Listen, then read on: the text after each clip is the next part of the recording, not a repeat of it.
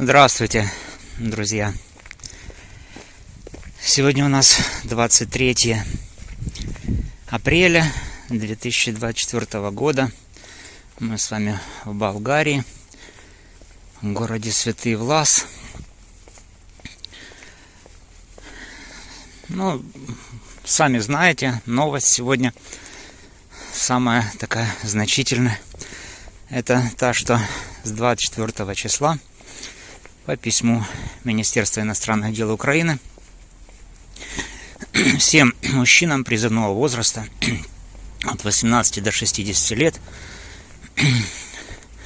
приостановлено оказание консульских услуг за границей. Ну, кроме одной услуги, это выдача справки на возвращение в Украину. Ну, понятно, что с чем это связано, о чем хочется в этой связи вам сообщить. Вот о чем.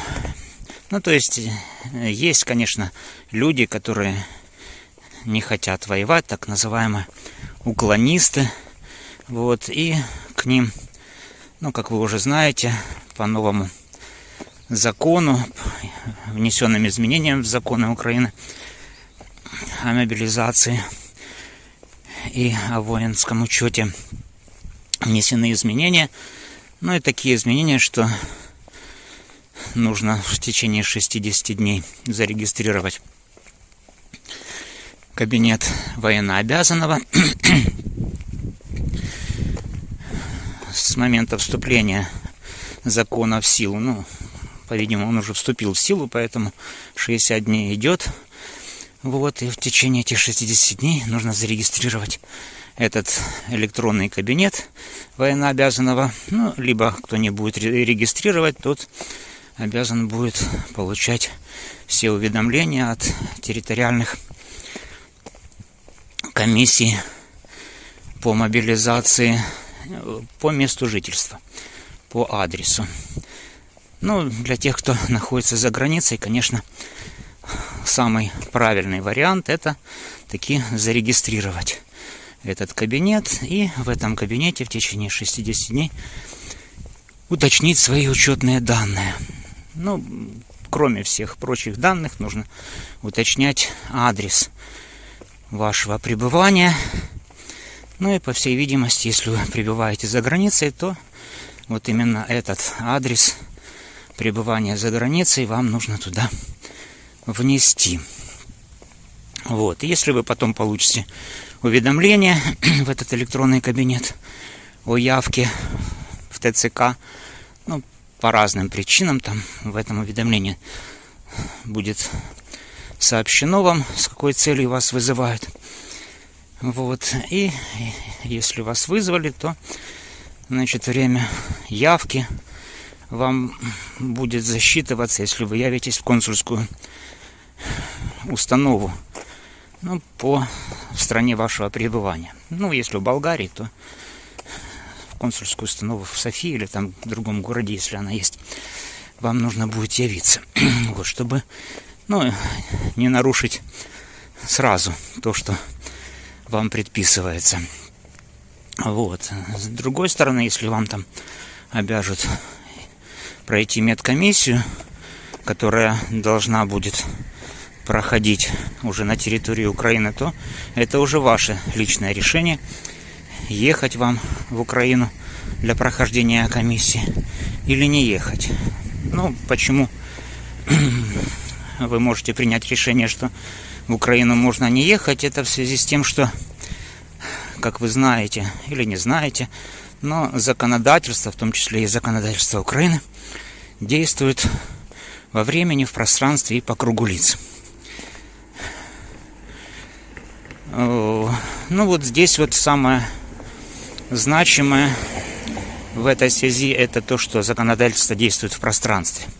А пространство, на которое распространяется законодательство, в данном случае это территория Украины. Вот, поскольку вы, если вы за границей не находитесь на территории Украины, то теоретически и практически юридически. Это законодательство, в том числе и законодательство по мобилизационной подготовке, на вас не действует, не распространяется. Вот. Поэтому вы теоретически можете даже и не ехать в Украину в связи с тем, что там опасно для жизни, для здоровья. Даже если вы находитесь под действием такого украинского закона. То есть, если вы мужчина призывного возраста от 18 до 60 лет. Ну, а там дальше будет видно, если вас признают уклонистом, то есть в связи с тем, что вы уже в будущем откажетесь проходить медкомиссию там, или что-то другое, ну, кроме как уточнить учетные данные, которые можно уточнить, не въезжая в Украину. Вот, если вы от медкомиссии будете отказываться, уклоняться от воинской обязанности, то тогда к вам могут быть применены меры воздействия. Ну, их всего 3.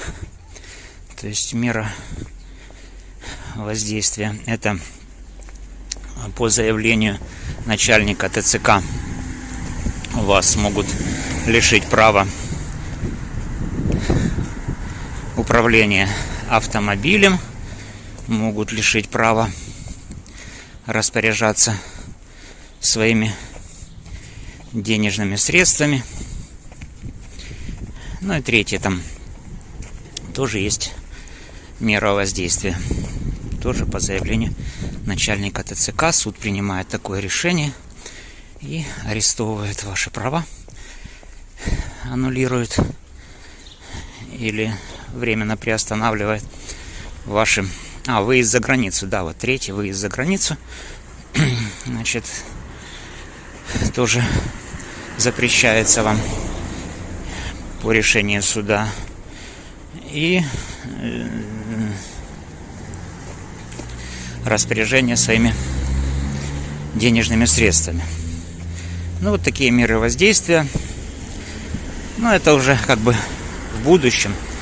Ну, а сейчас, конечно, тех, кто за границей, я бы рекомендовал создать этот кабинет, зарегистрировать его и ожидать получения уведомления от ТЦК.